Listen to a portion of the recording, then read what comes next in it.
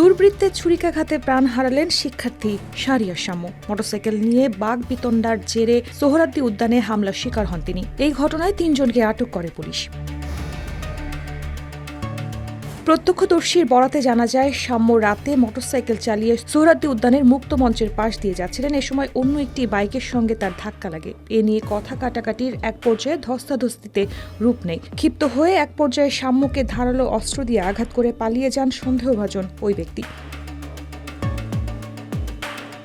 গুরুতর আহত অবস্থায় শাম্মুকে উদ্ধার করে ঢাকা মেডিকেল কলেজ হাসপাতালে নিয়ে যায় তার সহপাঠীরা। জরুরি বিভাগে কর্তব্যরত চিকিৎসক জানান, হাসপাতালে পৌঁছানোর আগেই মারা যান শাম্মু। তার ডান পায়ে ধারালো অস্ত্রের আঘাত রয়েছে।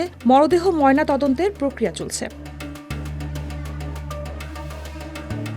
শাম্মু ঢাকা বিশ্ববিদ্যালয়ের আইআর ডিপার্টমেন্টের 2018-19 শিক্ষাবর্ষের ছাত্র। তিনি এফ রহমান হলের 222 নম্বর রুমে থাকতেন। ঢাবি ছাত্র দলের দাবি, শাম্মু এফ রহমান হলে সাহিত্য ও প্রকাশনা সম্পাদকের দায়িত্বে ছিলেন। তিনি ছিলেন পরীক্ষিত ছাত্রনেতা। তার বাড়ি সিরাজগঞ্জের উল্লাপাড়া থানা এলাকায়।